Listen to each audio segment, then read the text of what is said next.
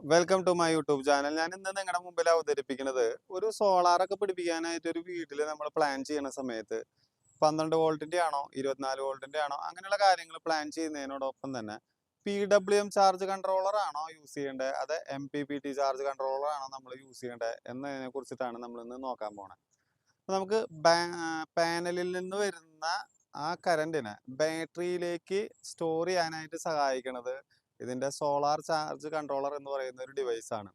ഇത് രണ്ട് കാറ്റഗറി ആയിട്ട് വരുന്നുണ്ട്. ഒന്ന് PWM എന്ന് പറഞ്ഞ മോഡലും, രണ്ട് MPPT എന്ന് പറഞ്ഞിട്ടുള്ള മോഡലും. ഈ PWM മോഡലിൻ്റെ ഒരു പ്രത്യേകത എന്താണെന്ന് വെച്ച് കഴിഞ്ഞാൽ വളരെ കോസ്റ്റ് കുറവാണ്, കാരണം അതിന് എഫിഷ്യൻസിയും കുറവാണ്. അതുപോലെ തന്നെ MPPT എന്ന് പറയുന്ന ഒരു ഡിവൈസ് എന്ന് പറയുന്നത് ഈ സോളാർ ചാർജ് കൺട്രോളറിൽപ്പെട്ട ഏറ്റവും ഹൈ എഫിഷ്യൻ്റ് ആയിട്ടുള്ള ഒരു യൂണിറ്റ് ആണ്.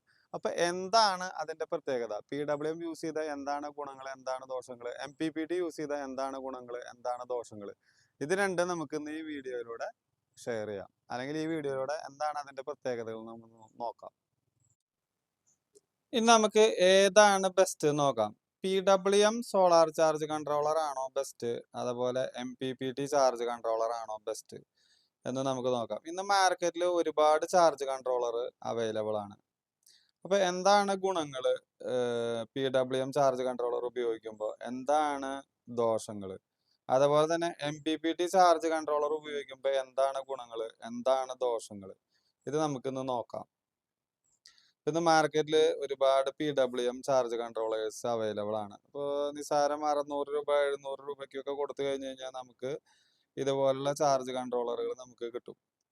അപ്പോൾ ഇതിൻ്റെ ഒരു ദോഷം എന്താണെന്ന് വെച്ച് കഴിഞ്ഞ് കഴിഞ്ഞാൽ, നമുക്ക് ഇതുപോലെ കണക്ഷൻ കൊടുക്കുന്ന സമയത്ത് PWM ചാർജ് കൺട്രോളർ ആണെങ്കിൽ 12 വോൾട്ടിന്റെ പാനലുകളൊക്കെ നമുക്ക് കൊടുക്കാനായിട്ട് പറ്റുള്ളൂ. അതായത് മാക്സിമം VOC എന്നൊക്കെ പറയണത് ഒരു 20 അല്ലെങ്കിൽ 22 വോൾട്ട് വരെ നമുക്ക് കൊടുക്കാനായിട്ട് പറ്റുള്ളൂ. അപ്പോൾ നമുക്കൊരു ഇതൊരു 200 ആഴ്ചത്തെ ബാറ്ററി ഒക്കെ ആണെന്ന് ചോദിച്ചു കഴിഞ്ഞാൽ നമുക്കൊരു 12 വോൾട്ടിന്റെ പാനല് ഒരെണ്ണം രണ്ടെണ്ണം ഇപ്പോൾ ഒരു 125 വാട്ടിന്റെ ഒരു പാനല്, അത് കഴിഞ്ഞിട്ട് വീണ്ടും ഒരു 125 വാട്ട് പാനൽ 250, വീണ്ടും ഒരു 125 വാട്ട് പാനല്, അങ്ങനെ ഒരു 375 വാട്ട് പാനലൊക്കെ ആയിട്ട് നമ്മൾ കണക്ഷൻ കൊടുക്കുന്ന സമയത്ത് പാനലിൽ നിന്ന് MPPTയിലേക്ക് പോകുന്ന ഈ വയർ നല്ല കനം കൂടിയ വയറാണ്. കാരണം എന്താണെന്ന് വെച്ച് കഴിഞ്ഞാൽ ഏകദേശം ഒരു 15-16 ആംപിയറോളം ഇതിലേക്ക് വരും. അപ്പോൾ ഇവിടെ നമ്മൾ കനം കൂടിയ വയർ യൂസ് ചെയ്യേണ്ടി വരും.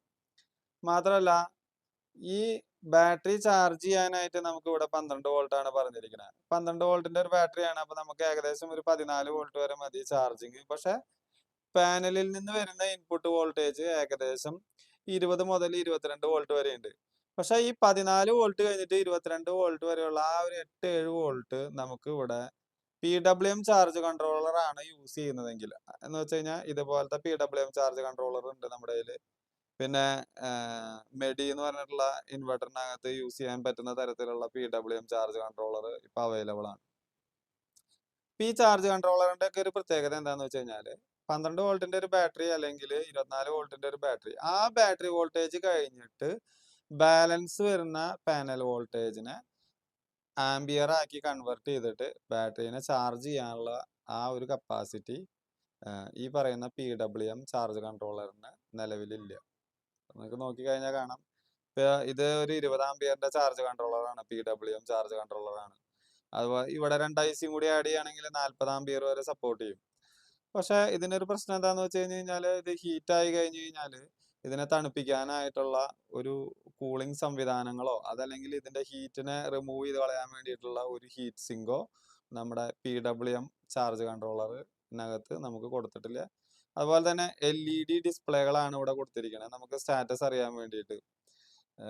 അതായത് സോളാർ അവൈലബിൾ ആണ്, അതിന് ബാറ്ററി റിവേഴ്സ് കൊടുത്തിട്ടുണ്ടോ, അതുമാതിരി പാനൽ റിവേഴ്സ് കൊടുത്തിട്ടുണ്ട്, അതിൻ്റെയൊക്കെ സ്റ്റാറ്റസ് അറിയാനായിട്ട് നമുക്ക് ഇത്തരം കേസുകളിൽ LED ആണ് യൂസ് ചെയ്യണത്. ഇവിടെ നമ്മൾ LCD ഡിസ്പ്ലേ അവൈലബിൾ ആയിട്ടുള്ള PWM ചാർജ് കൺട്രോളറും നമുക്ക് അവൈലബിൾ ആണ്. പിന്നെ ഇതിനകത്ത് ഇപ്പോൾ ഒരു 12 വോൾട്ടാണ് വരണമെന്നുണ്ടെങ്കിൽ മാക്സിമം നമുക്ക് ഒരു 20 വോൾട്ട് അല്ലെങ്കിൽ 22 വോൾട്ടാണ് VOC, അതായത് ഒരു പാനലിൽ നിന്ന് വരുന്ന വോൾട്ടേജ് 20 അല്ലെങ്കിൽ 22 വോൾട്ട് വരെയൊക്കെയാണ് നമുക്ക് സാധിക്കുള്ളൂ. അപ്പോൾ നമ്മൾ ഒരുപാട് പാനല് ഇതുപോലെ പാരലായിട്ട് കൊടുത്തിട്ട് വേണം നമുക്കൊരു 500 വാട്ടിലേക്കൊക്കെ എത്താൻ. ഒരു 4 പാനലോളം നമുക്ക് യൂസ് ചെയ്യേണ്ടി വരും ഒരു 200 AH ബാറ്ററിയിലേക്കൊക്കെ. അപ്പോൾ വെച്ചാൽ ഒരുപാട് സ്ഥലം നമുക്ക് ആവശ്യമായിട്ട് വരും. ഇവിടെ നമ്മൾ കനം കൂടിയതായിട്ടുള്ള വയർ യൂസ് ചെയ്യേണ്ടതായിട്ട് വരും. മാത്രമല്ല എഫിഷ്യൻസി കുറവായിരിക്കും. നമുക്ക് MPPT ചാർജ് കൺട്രോളർ നോക്കാം. നമുക്കൊരു PWM ചാർജ് കൺട്രോളർ ആണെങ്കിൽ നമുക്ക് എങ്ങനെ പോലും ഒരു 1000 രൂപ അല്ലെങ്കിൽ 1200 രൂപയ്ക്കുള്ളിൽ നമുക്ക് ഒതുക്കാനായിട്ട് പറ്റും. LCD ഡിസ്പ്ലേ ഉള്ള മോഡലാണെങ്കിൽ ചിലപ്പോൾ ഒരു 1800 2000 രൂപയ്ക്കുള്ളിൽ ഒതുക്കാനായിട്ട് പറ്റും. പക്ഷെ നമുക്കൊരു MPPT ചാർജ് കൺട്രോളർ ആണെങ്കിൽ ഒരുപാട് പ്രത്യേകതകളുണ്ട്. നമുക്ക് ഒരു ഒറ്റ സിംഗിൾ പാനലിൽ നിന്ന് തന്നെ നമുക്ക് ഈ 500 വാട്ട് എടുക്കാനായിട്ട് പറ്റും.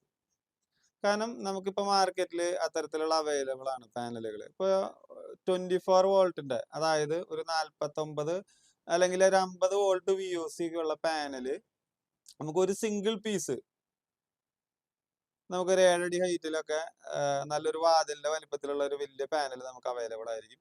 ആ പാനൽ 24 വോൾട്ടിന്റെ ആയിരിക്കും. നമുക്ക് ഈ 12 വോൾട്ട് ബാറ്ററിയിൽ നമുക്ക് കൊടുക്കാനായിട്ട് സാധിക്കും. മാത്രമല്ല അതിന്റെ VOC 49 വോൾട്ട് അല്ലെങ്കിൽ 42 45, അത് ഓരോ കമ്പനി മാറുന്നതിനനുസരിച്ച് വേരിയേഷൻ വരും. പക്ഷെ നമുക്കത് ഈ MPPT മൊഡ്യൂളിന്റെ അകത്തേക്ക് കൊടുക്കാനായിട്ട് പറ്റും. കാരണം എന്താന്ന് വെച്ചാൽ ഈ ഒരു മൊഡ്യൂളിന്റെ പ്രത്യേകത എന്താന്ന് വെച്ച് കഴിഞ്ഞാൽ ഇവിടെ 12 വോൾട്ടിന്റെ ബാറ്ററിയാണ് നമ്മൾ യൂസ് ചെയ്യുന്നതെങ്കിലും ഒരു 14 വോൾട്ട് വരെയാണ് ഇതിന്റെ ചാർജിങ് ആവശ്യം വരുന്നത്. ഈ 14 കഴിച്ചിട്ട് ബാക്കി ഈ 50-ല് 36 വോൾട്ട് ഉണ്ടല്ലോ, ആ 36 വോൾട്ടിനെ നമുക്ക് ഈ MPPT ഇവിടെ ആംബിയർ ആക്കിയിട്ട് കൺവേർട്ട് ചെയ്തിട്ടാണ് നമുക്ക് ബാറ്ററീനെ ചാർജ് ചെയ്യുന്നത്. അതുകൊണ്ട് തന്നെ PWM ചാർജ് കൺട്രോളറിനെ അപേക്ഷിച്ച് MPPT ചാർജ് കൺട്രോളറിന് അതിൻ്റെതായ വ്യത്യാസങ്ങൾ ഉണ്ടായിരിക്കും. കാരണം ഒരു PWM-ൽ വരുന്നതിനേക്കാളും ഒരു 4-5 ആംബിയർ കൂടുതലായിരിക്കും MPPTക്ക് അകത്ത്. പിന്നെ നമ്മൾ നോക്കേണ്ടതായിട്ടുള്ള ഒരു കാര്യം എന്താണെന്ന് വെച്ച് കഴിഞ്ഞാൽ നമുക്ക് കാണാൻ പറ്റും നല്ല ഹെവി റേഞ്ചിലുള്ള 4310 എന്ന് പറഞ്ഞിട്ടുള്ള മോസ്ഫെറ്റുകളാണ് ഇവിടെ പ്രൊവൈഡ് ചെയ്തിരിക്കുന്നത്. പിന്നെ അത്യാവശ്യം വലിപ്പമുള്ള ഒരു ഹീറ്റ് സിങ്ക് പ്രൊവൈഡ് ചെയ്തിട്ടുണ്ട്. എന്തിനാന്ന് വെച്ച് കഴിഞ്ഞാൽ ഈ വരുന്ന ഹീറ്റിനെ ഒരു ഫാൻ ഉപയോഗിച്ച് ആ ഹീറ്റിനെ അബ്സോർബ് ചെയ്ത് പുറത്തേക്ക് വലിച്ചു കളയാൻ വേണ്ടിയിട്ടുള്ള ഒരു സെറ്റപ്പ് ഉണ്ട്. പിന്നെ നമുക്ക് ഈ കിട്ടുന്ന ആംബിയറിനെ ഒന്ന് ബൂസ്റ്റ് ചെയ്ത് കൊടുക്കാൻ വേണ്ടിയിട്ട് 3 ടെറോയിഡ് കോയിലുകൾ നമ്മളിവിടെ പ്രൊവൈഡ് ചെയ്തിട്ടുണ്ട്. അപ്പൊ ഇങ്ങനെ 3 ടെറോയിഡ് കോയിലുകൾ കൊടുത്തിട്ടുള്ളതിന്റെ ഗുണം എന്താന്ന് വെച്ച് കഴിഞ്ഞാൽ മാക്സിമം ആംബിയർ പ്രൊഡ്യൂസ് ചെയ്ത് തരും. മാത്രമല്ല പരമാവധി ഹീറ്റ് കുറയും. കാരണം ഇതിനകത്ത് മോസ്ഫെറ്റുകളും ഈ ഹീറ്റ് സിങ്കും പ്രൊവൈഡ് ചെയ്തിട്ടുള്ളത് കൊണ്ട് നമുക്ക് പരമാവധി ഹീറ്റ് കുറയും. അപ്പൊ ഹീറ്റ് കുറയുന്നതിന്റെ ഭാഗമായിട്ട് നമുക്ക് കൂടുതൽ ആംബിയർ ഇതിനകത്തുനിന്ന് പ്രൊഡ്യൂസ് ചെയ്യാൻ പറ്റും. നേരെ മറിച്ച് ഇതുപോലുള്ള PWM ചാർജ് കൺട്രോളൊക്കെ യൂസ് ചെയ്യുമ്പോൾ എന്താ ദോഷം എന്ന് വെച്ച് കഴിഞ്ഞാൽ ഇതുപോലുള്ള പ്രൊട്ടക്ഷനോ അല്ലെങ്കിൽ ഹീറ്റിനെ വലിച്ചു കളയാനുള്ള ഫാനോ കാര്യങ്ങളോ അതുപോലെ ഹീറ്റ് സിങ്കോ ഒന്നും ഇതിനകത്ത് അവൈലബിൾ ആയിരിക്കില്ല. പിന്നെ എന്തുകൊണ്ട് ഈ ചാർജർ ഇറക്കി എന്ന് വെച്ച് കഴിഞ്ഞാൽ ഇപ്പോൾ നിലവിൽ വളരെ കോസ്റ്റ് കുറവിൽ നമുക്കൊരു ബാറ്ററി ചാർജ് ചെയ്താൽ മതി. ഇപ്പോൾ ഒരുപാട് പൈസ ഒന്നും ഇല്ലാത്ത ഒരാളുകൾക്ക് വീട്ടിലൊരു ഇൻവെർട്ടർ വെക്കണം. അപ്പോൾ ആ ഇൻവെർട്ടർ വെക്കണതിൻ്റെ ഭാഗമായിട്ട് മെഡിയുടെ സർക്യൂട്ടിൽ മാത്രമാണ് നമുക്ക് ചെയ്യാനായിട്ട് സാധിക്കുള്ളൂ. ഇപ്പോൾ ഒരു 1000 രൂപയും കൂടി എക്സ്ട്രാ മുടക്കി കഴിഞ്ഞാൽ ഇതുപോലെ ഒരു ചാർജ് കൺട്രോളർ വയ്ക്കാം. വെച്ചാൽ ഒരുപാട് ആംബിയർ ബൂസ്റ്റ് ചെയ്യില്ലെങ്കിലും ഇത് വർക്കിംഗ് ഒക്കെ തന്നെയാണ്. നമുക്ക് ഇതിനകത്ത് ചാർജിങ്ങും കട്ട് ഓഫും കാര്യങ്ങളൊക്കെ ഭംഗിയായിട്ട് തന്നെ നടക്കും.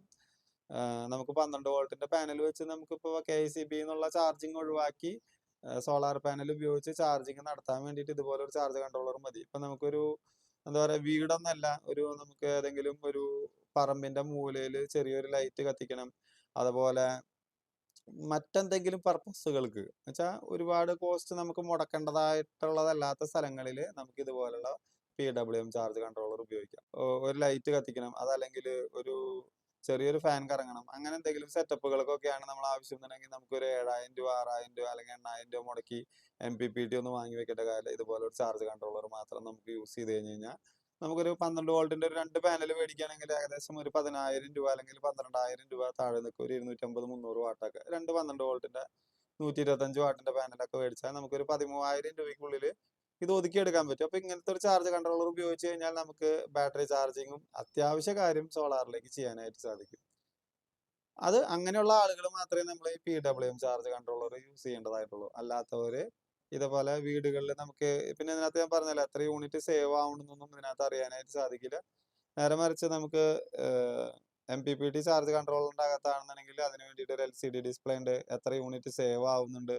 ഈ പറഞ്ഞിട്ടുള്ള പോലെ നമുക്ക് 500 വാട്ടിനൊക്കെ ഒറ്റ പാനൽ ഉപയോഗിച്ചാൽ മതി. വെച്ചാൽ ഇപ്പോഴത്തെ നമുക്കറിയാൻ പറ്റും ലേറ്റസ്റ്റ് ഹാഫ് കട്ട് പാനലുകളൊക്കെ ഉണ്ട്. വെച്ചാൽ ഒരു സൈഡ് ഷെയ്ഡ് അടിച്ചു കഴിഞ്ഞാലും അടുത്ത സൈഡിൽ നിന്ന് നമുക്ക് ആംബിയർ ആക്കി കൺവേർട്ട് ചെയ്ത് തരാവുന്ന തരത്തിലുള്ള പാനലുകളൊക്കെ നമുക്ക് അവൈലബിൾ ആണ്. അപ്പോൾ നമുക്കൊരു പാനൽ VOC കൂട്ടി കൊടുക്കാനൊക്കെ ആയിട്ട് പറ്റും. പക്ഷേ ഒരുപാട് സ്പേസ് കളയേണ്ട ഒറ്റ പാനലിൽ തന്നെ ഈ പരിപാടി ചെയ്യാൻ പറ്റും. പിന്നെ ഇതിന്റെ ഏറ്റവും വലിയ അഡ്വാൻറ്റേജസ് എന്താണെന്ന് വെച്ച് കഴിഞ്ഞാൽ ഇവിടെ നിന്ന് ഇങ്ങോട്ട് നമുക്ക് മറ്റേ 500 വാട്ടാണ് വെക്കണേന്ന് വെക്കുക. അതായത് PWM ചാർജ് കൺട്രോളറിൽ 500 വാട്ടാണ് വെക്കണേന്നുണ്ടെങ്കിൽ പാനലിൽ നിന്ന് ഇങ്ങോട്ട് കൊടുക്കുന്ന വയർ നല്ല കനത്തിലുള്ള വയർ ഇടേണ്ടി വരും. പക്ഷെ ഇവിടെ നമുക്ക് വോൾട്ടേജ് ആണ് കൂടുന്നത്, ആംബിയർ കുറയാണ് ചെയ്യുന്നത്. ഏകദേശം ഒരു 10 ആംബിയറിന് താഴേക്കാണ്, 10 ആംബിയറിനോട് അടുത്താണ് നമുക്ക് ഒരു 500 വാട്ട് പാനലിൽ നിന്ന് വരിക. അപ്പൊ അതുകൊണ്ട് തന്നെ നമുക്ക് ഇവിടെ കനം കുറഞ്ഞ വയറുകൾ യൂസ് ചെയ്താൽ മതി. MPPTയുടെ കവർ ഓപ്പൺ ചെയ്ത് വെച്ചിട്ടുണ്ട്. നിങ്ങൾക്ക് ഇപ്പൊ ഇതിന്റെ ഉൾവശം കാണിച്ചു തരാനായിട്ട് പോവാണ്. ഇപ്പൊ ഇത് നോക്കുക, ഹീറ്റ് സിങ്ക് കാണാം. നമുക്കൊരു വലിയ ഹീറ്റ് സിങ്ക് ഇവിടെ കൊടുത്തിട്ടുണ്ട്. അതുപോലെ തന്നെ 1, 2, 3 ടൊറോയിഡ് കോയിലുകൾ ഇവിടെ കൊടുത്തിട്ടുണ്ട്. ഇതാണ് ഇതിന്റെ പ്രോഗ്രാം IC വരുന്നത്. ഇതാണ് റിലേ, കറണ്ടിനെ ബ്രേക്ക് ചെയ്യുന്ന റിലേ. അതുപോലെ തന്നെ ഇതുമൊരു ഫാൻ പ്രൊവൈഡ് ചെയ്തിട്ടുണ്ട്. ഈ ഹീറ്റ് സിങ്കിൽ വരുന്ന ഹീറ്റ്, അതായത് IC വർക്ക് ആവുന്ന സമയത്ത് ഹീറ്റ് സിങ്കിൽ വരുന്ന ഹീറ്റ് ഈ ഫാൻ വലിച്ചെടുത്തിട്ട് ഇതിൻ്റെ ബാക്ക് സൈഡ് വഴി പുറത്തേക്ക് കളയും. അങ്ങനെ ടോട്ടലി നല്ല ഒരു കൂളിംഗ് എഫക്റ്റ് കൊടുക്കും ഇതിൻ്റെ ഹീറ്റ് സിങ്കിലേക്ക്. അപ്പോൾ ഇത്തരത്തിലുള്ള സംവിധാനങ്ങൾ നമ്മുടെ MPPT ചാർജ് കൺട്രോളറിൽ അവൈലബിൾ ആയിരിക്കും. അപ്പോൾ ഇങ്ങനത്തെ ചാർജ് കൺട്രോളറുകൾ നമ്മുടെ നാടുകളിൽ ആളുകൾ അസംബിൾ ചെയ്യുന്നുണ്ടാവും. അത് തന്നെ വാങ്ങാനായിട്ട് പരമാവധി ശ്രമിക്കുക. കാരണം നല്ല എഫിഷ്യൻസി കിട്ടുവാനായിട്ട് എപ്പോഴും സോളാർ സിസ്റ്റത്തിനകത്ത് നമ്മൾ യൂസ് ചെയ്യേണ്ടത് MPPT ചാർജ് കൺട്രോളറുകളാണ്. അപ്പോൾ ഈ ഒരു MPPT എന്ന് പറയുന്നത് ഓട്ടോ ഡിറ്റക്റ്റ് അല്ല. 12 വോൾട്ടിന് 12 വോൾട്ടിൻ്റെ MPPT ആണ് യൂസ് ചെയ്യുക. 24 വോൾട്ടിന് 24 വോൾട്ടിൻ്റെ MPPT ആണ് യൂസ് ചെയ്യുക. 36 വോൾട്ടിന് 36 വോൾട്ടിൻ്റെ MPPT ആണ് യൂസ് ചെയ്യുക. അപ്പോൾ ഇതിനകത്ത് ഓട്ടോ ഡിറ്റക്ഷൻ ഇല്ല. കാരണം അതിനകത്ത് എഫിഷ്യൻസി കുറവായതുകൊണ്ടാണ് നമ്മൾ 12 വോൾട്ടിനാണെങ്കിൽ 12 വോൾട്ടിന് മാത്രമായിട്ട് ഡിസൈൻ ചെയ്യണം. അതിന് വേണ്ട മോസ്ഫെറ്റ് കാര്യങ്ങളെല്ലാം ഇട്ടിട്ട് ഡിസൈൻ ചെയ്യണം. 24 വോൾട്ടിനാണെങ്കിൽ അതിന് വേണ്ട മോസ്ഫെറ്റ് ഇട്ടിട്ടാണ് ഡിസൈൻ ചെയ്തിരിക്കുന്നത്. അപ്പോൾ അതുകൊണ്ട് തന്നെ ഒട്ടും ലോസ് ഇല്ലാത്ത തരത്തിലാണ് ഈ MPPTയുടെ ഡിസൈനിങ്. നമുക്ക് ഈ MPPTയുടെ ചാർജ് കൺട്രോളറിൻ്റെ ഡിസ്പ്ലേ ഒക്കെ ഒന്ന് നോക്കാം. ഇപ്പോൾ ഇതിൻ്റെ ടോട്ടൽ കണ്ടില്ലേ, ഇതിൻ്റെ കണക്ഷൻസ് ഒക്കെ ഇവിടെ മാർക്ക് ചെയ്തിട്ടുണ്ട്. ഏതെവിടേക്കൊക്കെയാണ് കൊടുക്കണേന്നുള്ളതിൻ്റെ കണക്ഷൻസ് നമ്മൾ മാർക്ക് ചെയ്തിട്ടുണ്ട്. MPPTയുടെ ഫങ്ഷണൽ ഡിസ്പ്ലേ ആണ് നമ്മൾ ഈ കാണുന്നത്. സോളാർ സ്റ്റാറ്റസ് നമുക്ക് LED ലൈറ്റ് കത്തി നിൽക്കുന്നുണ്ട്. അതുപോലെ ചാർജർ സ്റ്റാറ്റസ് നമുക്ക് LED കത്തി നിൽക്കുന്നുണ്ട്. ഡിസ്പ്ലേയിൽ നോക്കി കഴിഞ്ഞാൽ നമുക്ക് കാണാൻ പറ്റും എല്ലാ ഡീറ്റെയിൽസും. സോളാർ വോൾട്ട്, അതുമാതിരി ബാറ്ററി വോൾട്ട്, അതുപോലെ തന്നെ ചാർജിങ് ആംബിയർ എത്രയുണ്ട്, ടോട്ടൽ കിലോ വാട്ട്, എത്ര കിലോ വാട്ട് സേവ് ആയിട്ടുണ്ട്, അങ്ങനെ എല്ലാ ഡീറ്റെയിലും നമുക്ക് MPPTക്ക് അകത്ത് ഡിസ്പ്ലേയിൽ നമുക്ക് അറിയാനായിട്ട് സാധിക്കും. ഞാൻ ഇന്നിവിടെ ഈ വീഡിയോയിൽ കാണിച്ചിട്ടുള്ള MPPT ചാർജ് കൺട്രോളർ 24 വോൾട്ടിൽ 1000 വാട്ട് വരെ ലോഡ് ചെയ്യാൻ പറ്റാവുന്ന ഒരു MPPT ആണ് നിങ്ങൾക്ക് ഇന്നിവിടെ ലാസ്റ്റ് ഭാഗത്ത് കാണിച്ചു തന്നിട്ടുള്ളത്. ഞാൻ തന്നെ സ്വന്തമായിട്ട് അസംബിൾ ചെയ്തിട്ടുള്ളതാണ്. അപ്പോൾ എല്ലാവരും അത്തരത്തിലുള്ള MPPT കാര്യങ്ങളൊക്കെ അവരവരുടെ നാടുകളിൽ മേടിക്കാനായിട്ട് അസംബിൾ ചെയ്യാനായിട്ട് കിട്ടുന്നുണ്ട്. അപ്പോൾ എല്ലാ ആൾക്കാരും അതുപോലത്തെ കോയിലുള്ള ടൈപ്പ് MPPT യൂസ് ചെയ്യാനായിട്ട് ശ്രദ്ധിക്കുക. ഒരിക്കലും PWM ചാർജ് കൺട്രോളർ അങ്ങനെയുള്ള സാധനങ്ങളിലേക്ക് ലോ കോസ്റ്റിൽ ചെന്നപ്പെടരുത്. അങ്ങനെയുള്ള ആളുകൾ PWM ചാർജ് കൺട്രോളർ ആരൊക്കെയാണ് ഉപയോഗിക്കേണ്ടത് എന്നുള്ളത് ഈ വീഡിയോയിൽ ഞാൻ പറയുന്നുണ്ട്. അപ്പോൾ ഇത് മനസ്സിലാക്കിയിട്ടുള്ളവർ സബ്സ്ക്രൈബ് ചെയ്യാനും ഷെയർ ചെയ്യാനും ലൈക്ക് ചെയ്യാനും മറക്കരുത്.